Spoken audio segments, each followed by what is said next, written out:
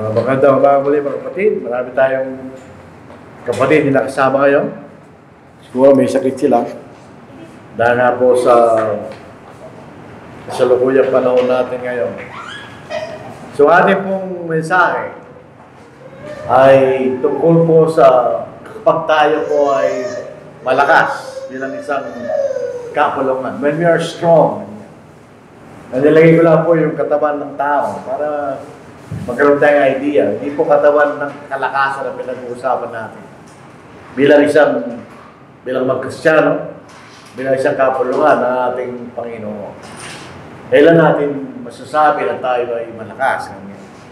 Minsan, makaisipin natin na tayo ay malakas, pero maaari tayong mabuwag. The 1 Corinthians chapter 10, verse 12. Ibig sabihin, kailangan tayong mag-ingat. Kailangan natin tiyakin, mga kapatid. Sa 1 Corinthians 10:12, ito ang sinasabi sa atin. Kaya na nag-aakalang siya nakatayo, ay mag-ingat, na baka siya ay mabuhat.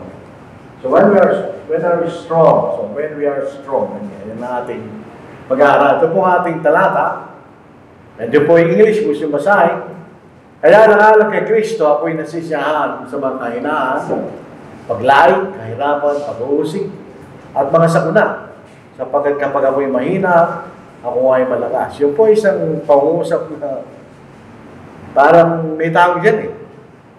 Dalawang pangusap na opposite na hindi pwede mangyari. Paano ka magiging malakas kung kayo mahina? Pero sabi ni Pablo, kapag ako'y mahina, ako ay malakas. Sa Efeso 16, sa huli-hulihan, patuloy kayo magpalakas sa Panginoon at sa kapangyarihan ng kanyang lakas. Sabihin, makikita natin dito sa huling talata, ang pinanggagalingan ng ating lakas ay ang Panginoon at ang kapangyarihan niya, kung iba magdisalita ang Diyos. Kumisa naman, dito sa verse 10, ito yung mga pagkakataon na mangyayari sa atin. Baka isipin natin mahina. Si Pablo, sabi niya, sa mga kahinaan, ay pagkat siya'y tao, tulad natin. Paglahit, siyempre, siya'y apostol ng Panginoon, panahon na yun. Siya'y nakaranas ng kahirapan, pag-umusik, at mga sakunan. Sa mga pagkakataon na yun, kaya ko'y mahina, sabi ni Pablo, pero ko'y malakas kanya. So, dito natin makikita, kung minsan, iisip natin, meron tayong ibang kaisipan ng pagiging malakas.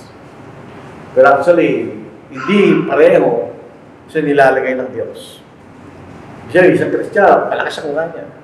Pero sa katotohanan, sa pakitingin ng Diyos, hindi siya malakas. So mali ang ating emphasis kung anong malakas at kung anong hindi malakas. Si Pablo, ito sabi niya kanina, siya ay malakas kapag siya ay nakakaranas ng pag-uusig at paglait at pagkakahinaan kanya dahil sa ating Panginoon. Siya malakas, sabi niya. So, tingnan natin ngayon. Paano natin malalaman na tayo malakas? Number one, ito yung pinaka-basic. Tayo malakas kapag nananatili tayo sa otoridad ng Diyos. Sigurado ang isang kongregasyon tulad natin. Ang malalaman natin tayo malakas kung tayo nananatili sa otoridad ng Biblia. Hindi tayo maalis sa banal na kasulatan. May mga kongregasyon, marami silang kahanin. Pag tinignan tayo, mahina sila kanya. O marami nga sila, pero hindi sila nananatili sa otoridad ng Biblia. Hindi sila malakas. Dahil marami lang sila sa bilang, pero hindi sila malakas. Ulang-una sa Colossus 3:17, sa English, may Tagalog. At ano bang inyong ginagawa? Ano bang ginagawa natin ganyan? Sa larangan ng pananampalataya, ibig sabihin, sa ating pinapangaral, sa ating ginagawa kanya. Dalawa po yun eh. Gawin niyo lahat sa pangalan ng Panginoong Yesus na nagpapasalamat kayo sa Diyos Ama sa pamamagitan niya. Yung salitang pangalan, merong literal na kahulugan. Pangalan. Yung pangalan mo. Pero minsan, ang salitang pangalan ay nangahulugan ng authority, otoridad. Pagka tayo po ay ina-arrest ng police, magbibigay siya ng warrant of arrest, ganyan. Ina-arrest kita sa pangalan ng batas, ganyan. In other words, nasa akin ang otoridad ng batas para arrestuin ka kanya. Yun ang ibig sabihin ng pangalan. Yung ibang mga sakay ng pananampalataya, palagi, praise the Lord, gumagano sila palagi. Yan ang ginagawa yung literal, yung sinasabi ni Pablo, hindi na ibig sabihin nun.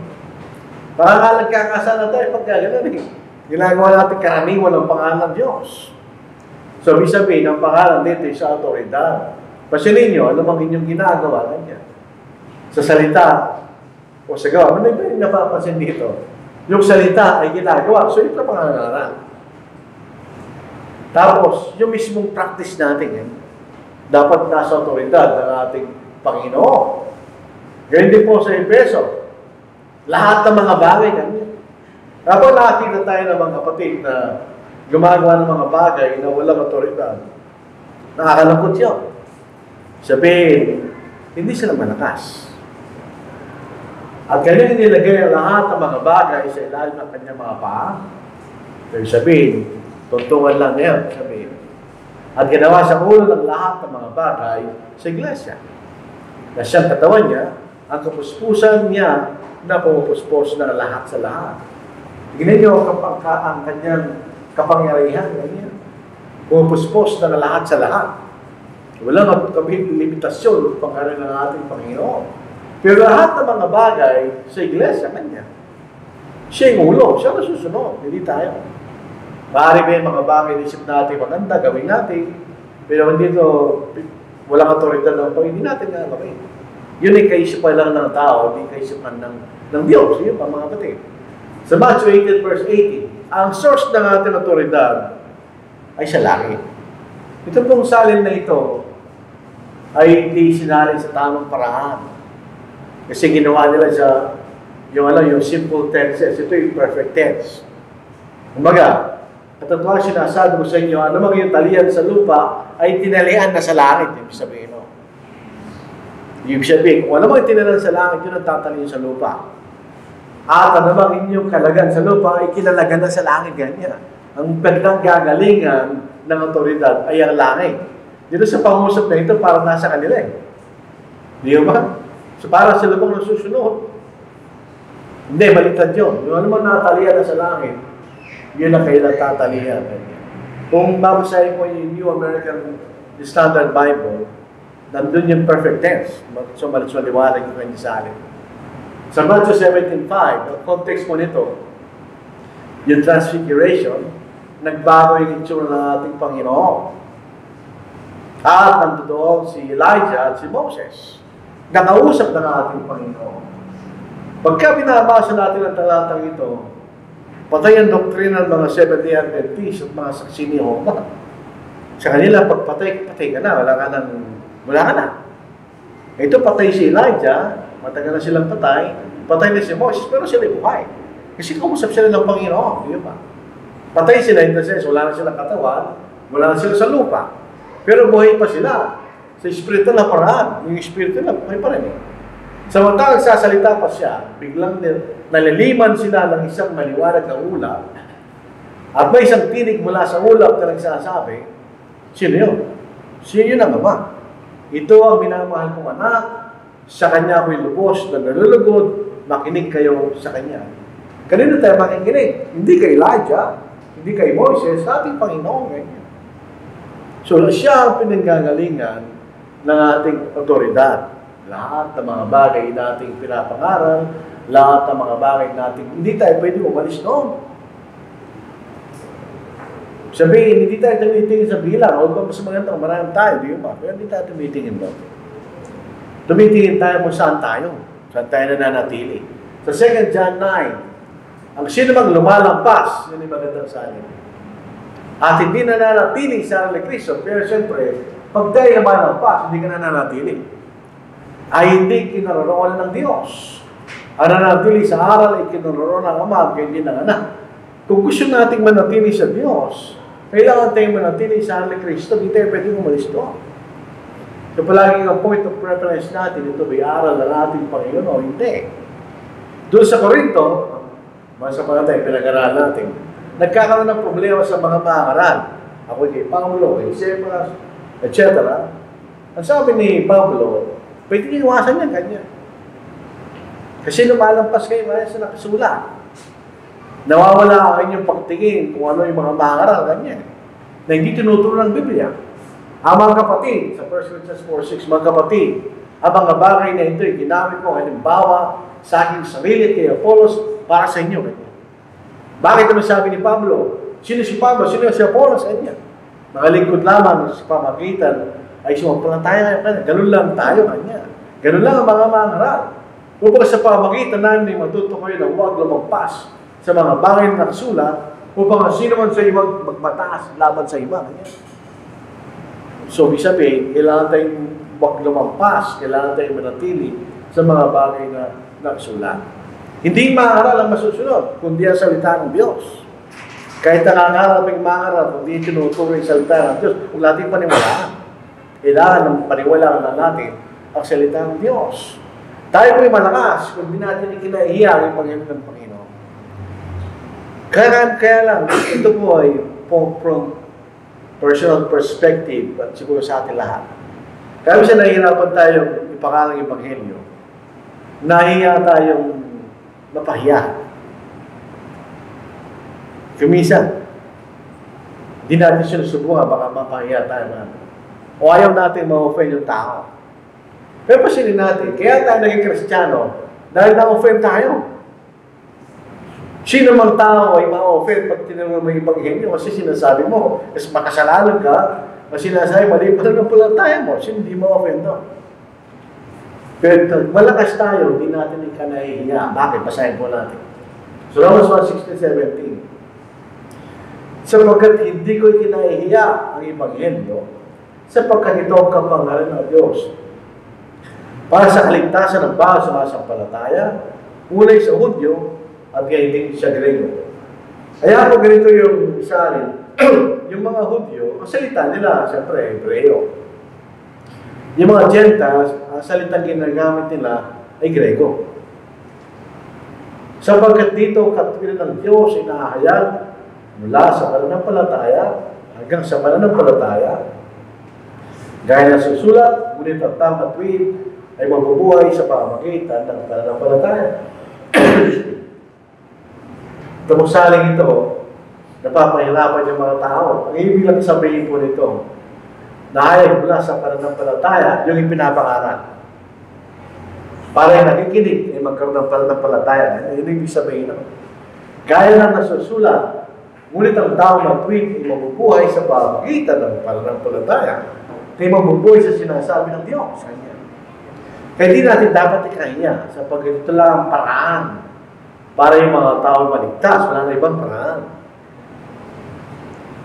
Minsan, depende sa ating kausap, pero may kasabihan, sabi nga, pag binilatan mo yung puksa, kasi sabi ng iba, masyado kong ganito, ganyan.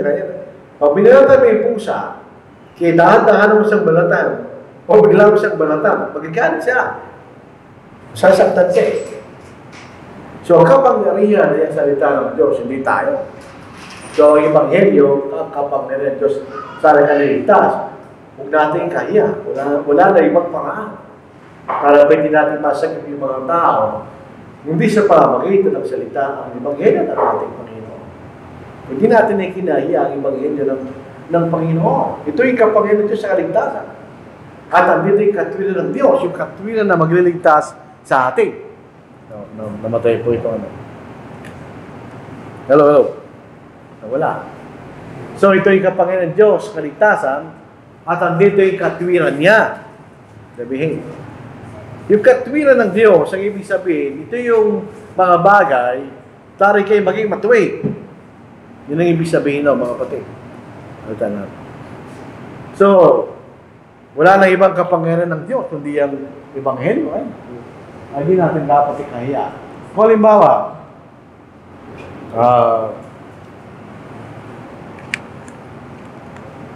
kung may gamot na kailangan mong inumin, kahit napakapay ito, inumin mo. Kailangan mong, gusto mong gumaling. So, kailangan natin ipangari yung Ebanghelyo, kahit ano pa yung reaksyon ng tao. Dahil yun lamang ang tanging paraan para maligtas yung tao. Kanya. At doon ang katwiran ng Diyos. Dito po sa English, ano po? Brethren, my heart's desire and prayer to God for Israel is that they may be saved. Ito yung irony, ito yung kabalintunaan. Itong bansang ito, ang pinagkatiwala ng Diyos sa kanyang mga salita. Nasa kanila mga pangako at sa kanila nakipagtipan ng Diyos. Pero bandang huli, hindi sila naligtas. Bakit? Sabi ni Pablo, for I bear them witness that they have a zeal for God, but not according to knowledge. Hindi ay sa tunay na kaalaman. For they being ignorant of God's righteousness, so kaya nga, hindi mo ikinahaya yung Ebanghelyo, nagtudoon ng katwiran ng Diyos. Pag hindi natin alam ang katwiran ng Diyos, ano mangyayari sa atin? Magtatayo tayo ng sariling katwiran. Ganyan. Yun ang ginawa ng bansang Israel. And seeking to establish their own righteousness, have not submitted to the righteousness of God.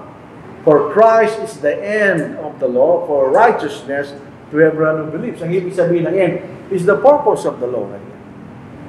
For Moses writes about the righteousness which is of the law. The man who does those things should live by them. Yun na po ang pagiging matuwido. Kailangan mong gawin mo lahat. Hindi ka magkasala kahit minsan. But the righteousness of faith speaks in this way. Do not say in your heart, will ascend to heaven. That is, bring down Christ from above. Or will descend into the abyss. That is, to bring Christ from the dead. Ang ibig sabihin, itong salita ng Diyos, nasa atin. Malapit lang sa atin. Binigay na nga sa atin ng Diyos.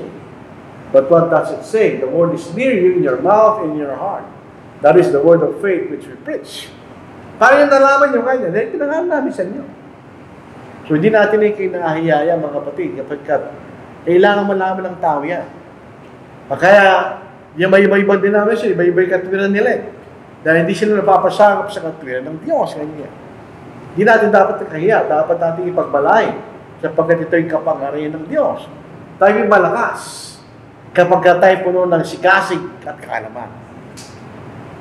Yung mga born again, mga saksi ni Jehovah, minsan nakakainsa sila dahil yung istorbo nila, di ba?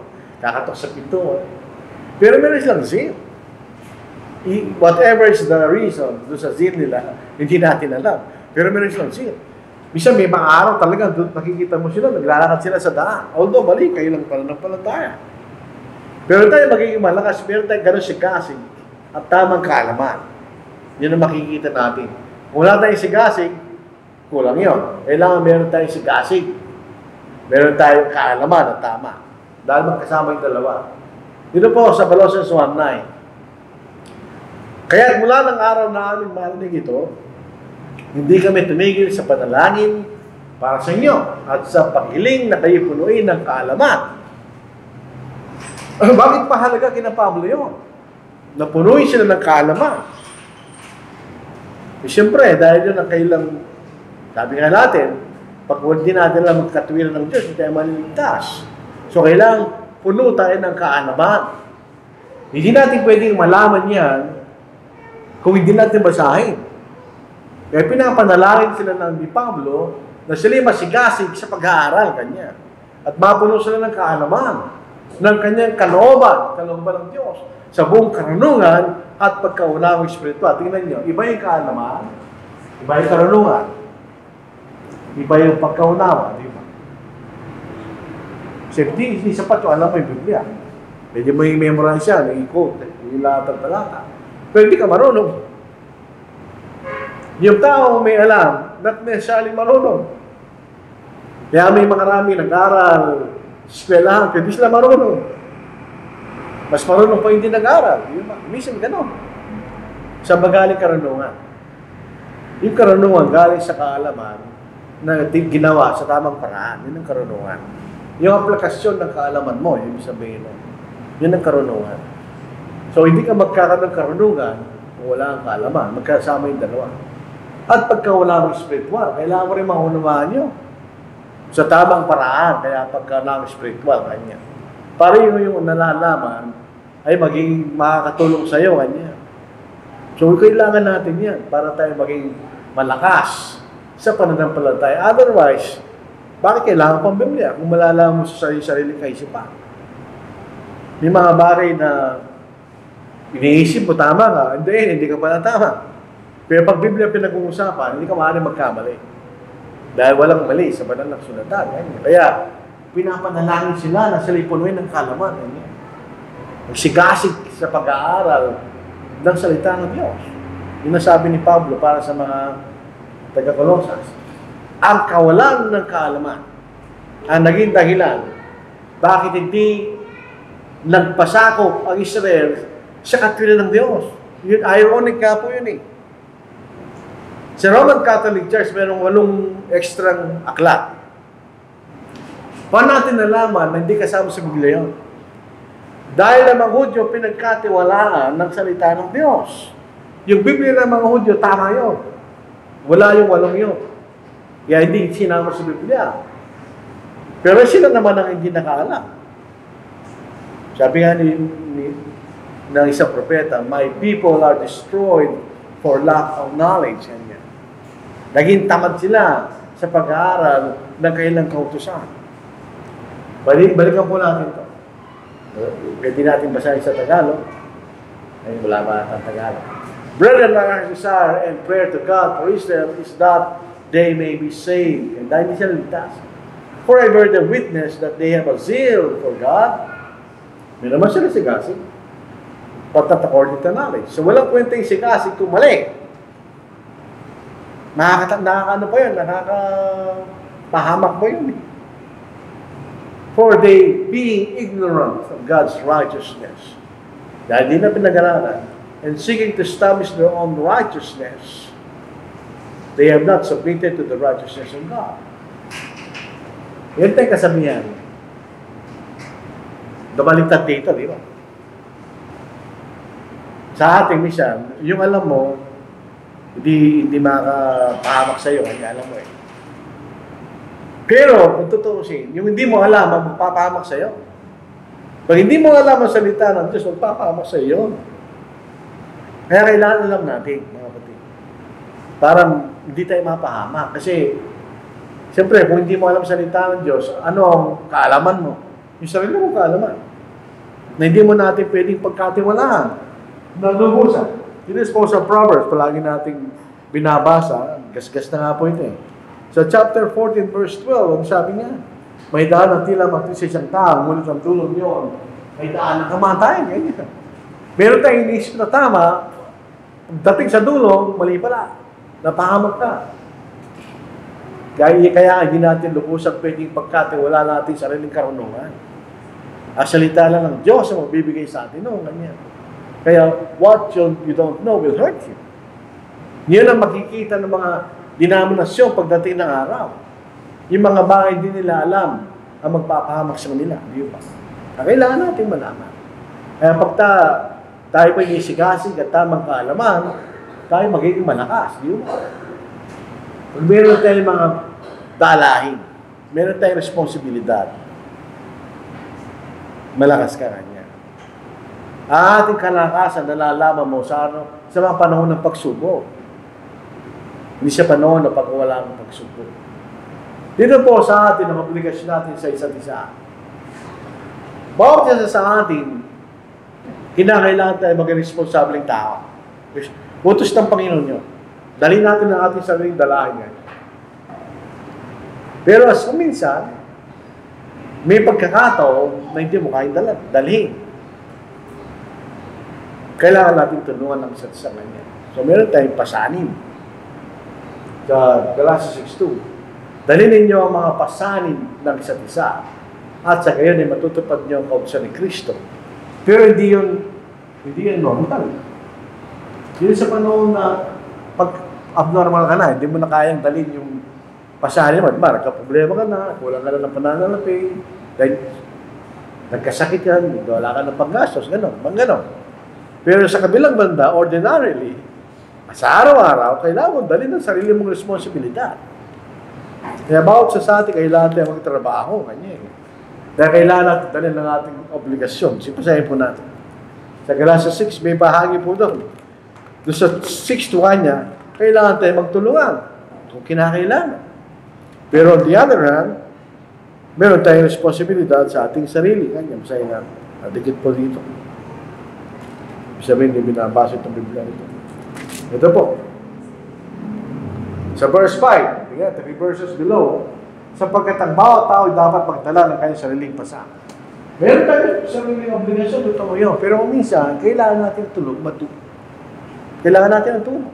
Dahil di natin, for some reason, hindi natin kasalanan kung minsan, no emergency, kailangan natin ang tulog. So, kailangan natin tulungan pagkagano ng mga ang isa't isa. So, pasahin natin ang pasahin, magtulungan tayo. Si Pablo po, sinanalangin ng 3 beses sa Panginoon, paalisin niya yung tinik sa laman. Kaya ay hindi pumayag ang Diyos.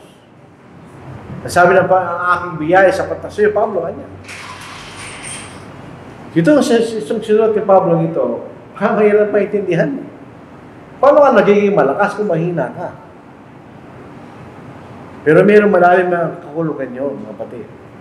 Sabi niya, kaya, alang-alang kay Kristo. Hindi para sa sarili niyang kapanganan. Ako'y nasisiyahan sa mga kahinaan, paglait, kahirapan, pag-uusig, at mga sakuna. Obviously, ito yung mga bagay na naranasan ni Pablo. Nung siya pumunta sa Corinth, sa chapter 2 ng 1 Corinthians, diyan sabi niya, ako'y pumunta rito na may pakikinig kanya at may kahinaan kanya. Noong panahon na yun, nung siya pumunta sa Corinth, mag-isa lang siya pumunta. Sina Timoteo na kasama niya, nandating siya sa Macedonia. Kung si Pablo pumunta rin, nag-iisa kanya. Sina sa kahinaan kanya. Hindi ibig sabihin ng bigtas na makasalanan din. Nararamdaman niya yung bigat ng obligasyon dahil nag-iisa siya kanya. Paglait, siyempre, lalo sa panahon na yun, nilalait ang mga Kristiyano. Kahirapan. Ang sabi niya, alam ko kanya ang busog, alam ko magutom kanya. Alam ko meron, alam ko wala kanya. So, dumaras siya ng kahirapan. Pag-uusig. Sabi niya, ilang beses siya sinaktan kanya. Binaton ng mga Hudyo kanya. At mga sakuna. Siya lumubog sa dagat, papunta sa Roma. Yan mga bagay na naranasan ni Paulo. Sapagkat kung ako'y mahina, ako ay malakas. In other words, yung kanyang lakas ay hindi galing sa kanya. Ito yung mga bagay na ginagawa niya para kay Kristo. Ito yung kanyang dalahin. Dahil siya isang apostol. Yung kanyang lakas hindi galing sa kanya. Paano ka magiging malakas kung mahina ka? In other words, naranasan niya mga kahirapan, paglait, pag-uusik, sakuna, dahil tayo mga Kristiyano, para umasa tayo sa Panginoon. Yung ating lakas, galing sa Panginoon, hindi galing sa atin. Otherwise, kung kaya natin ang ating sarili, hindi natin kailangan ng Panginoon. So, naranasan ni Pablo yung mga dalahin niya, bakit niya nagawa? Dahil siya'y malakas. Bakit siya malakas? Dahil siya mahina, umaasa sa ating Panginoon. Hindi siya umaasa sa kanyang sariling kalakasan ganyan. Ito rin po sa Psalm 119. Verse 7. Yung bago sa akin, maganda yung sa akin niya. Mabuti sa akin ako'y napigati. Upang aking matutuhan ang mga palatungtunan mo. Ngayon, kapalit na adik yan. Paano tayo, pag ikay napigati, paano matututunan yung palatungtunan niya? Sabihin, ito nagsulat sa awit na ito. Siya napigati, obviously. Pag dumadala siya ng kapigatihan, katulad ni Pablo, saan siya pupunta? Sa Diyos. Doon ka asa sa ating Panginoon. Doon mo malalaman totoong sinasabi ng Diyos. Kaya, magsisimula ka magkaroon ng pagnanasa na pag-aralan mo kanya para tutunan. Kasi pag dumadaan tayo yung pigati, nananalangin tayo sa Diyos. Sinasabi ng Diyos, kung wala ako sa iyo, kanya, wala kang magagawa, kanya. Doon mo nalalaman totoong sinasabi niya.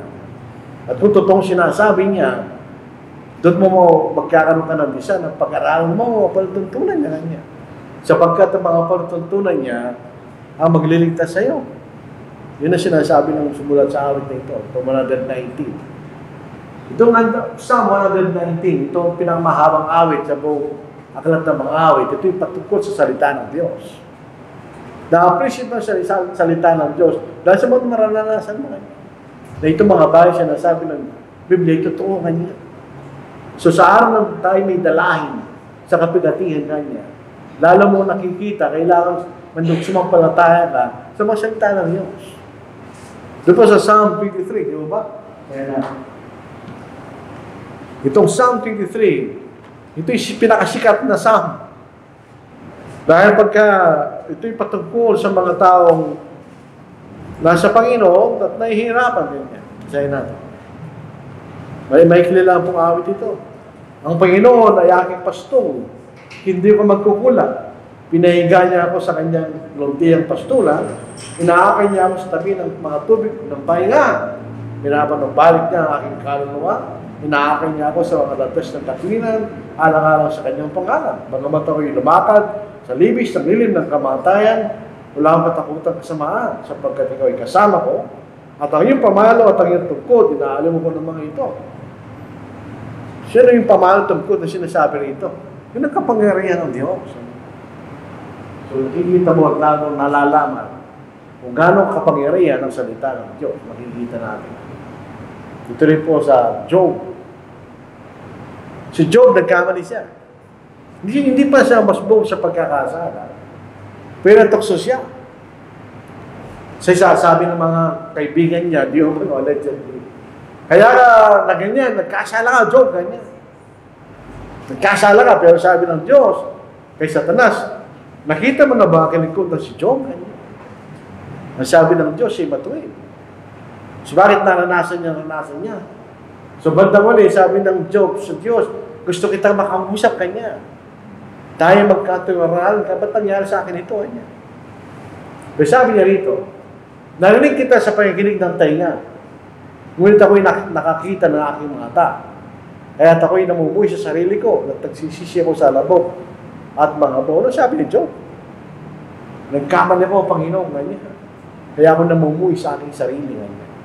Bakit niya nasabi yun? Dahil sa mga dalahin niya sa panahon na yun. Ikaw na magkaroon ng parang tikpik siya mula sa ulo, mula sa paa mo.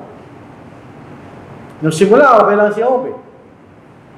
Kaya niya tiisip, pero dumating yung mga kaibigan niya na nanukso sa kanya, nagkaroon siya ng ibang kaisipan. Kasi makausap ang Diyos.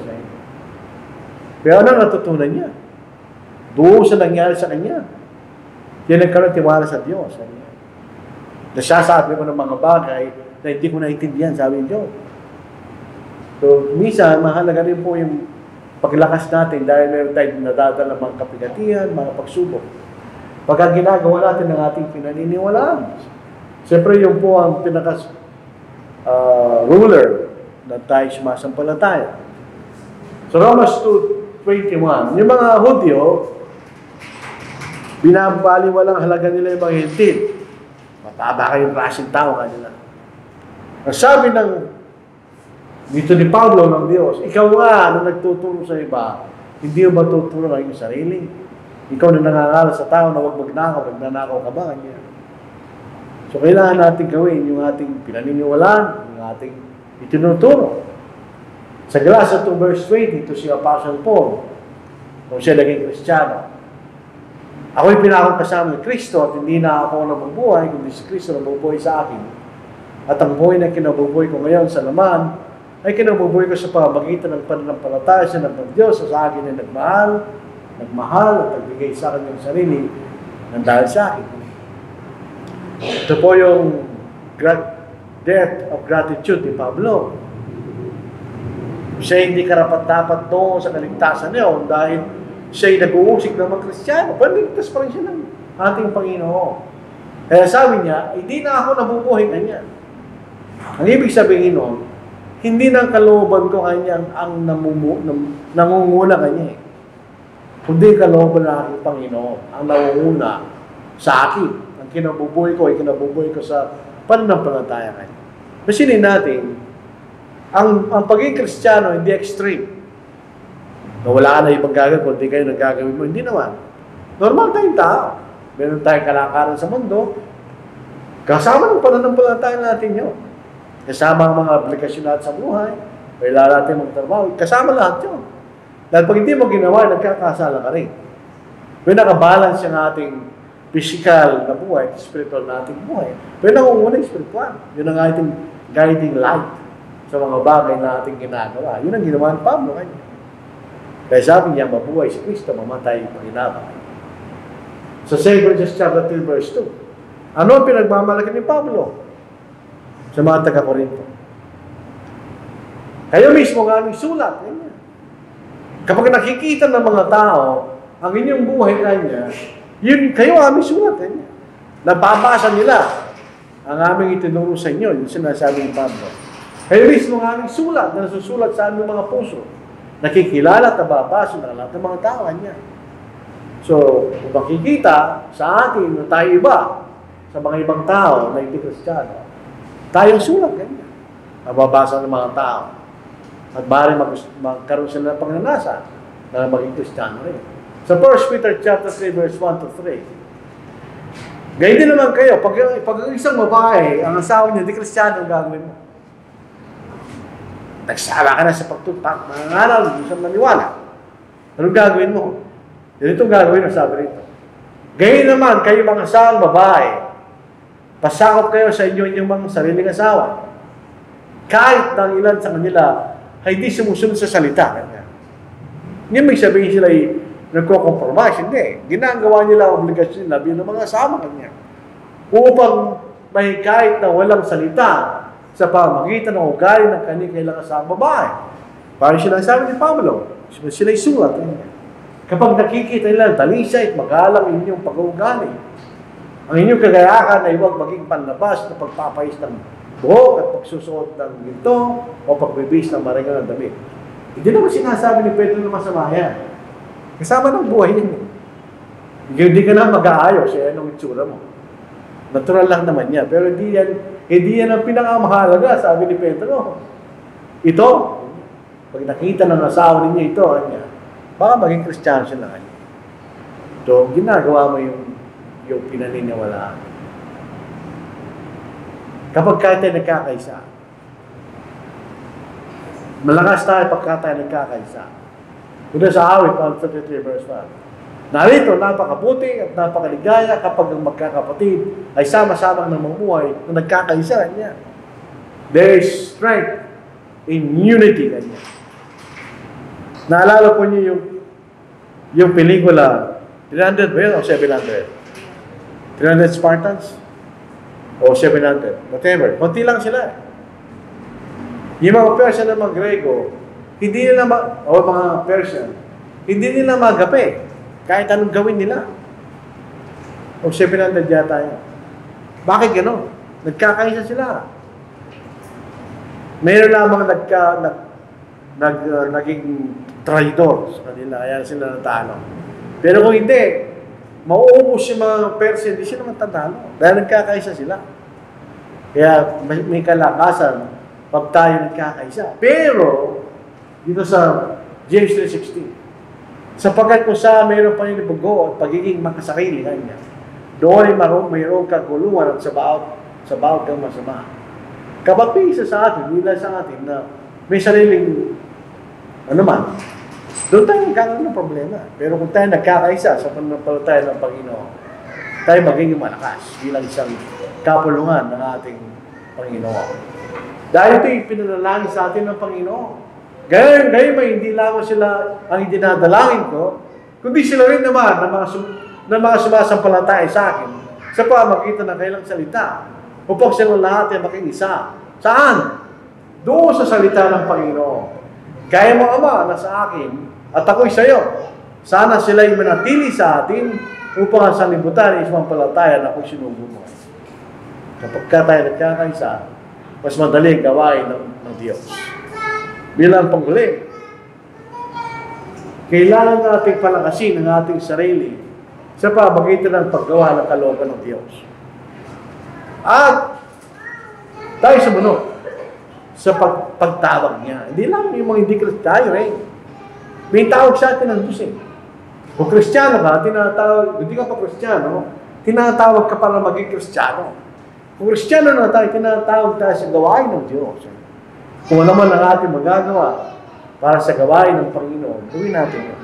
Kung ano man kakayahan na yung binigay sa atin ng Diyos, gawin natin yun. Kasi tayo ang kamanggagawa ng Diyos. Wala siyang ibang aasahan, kundi tayo.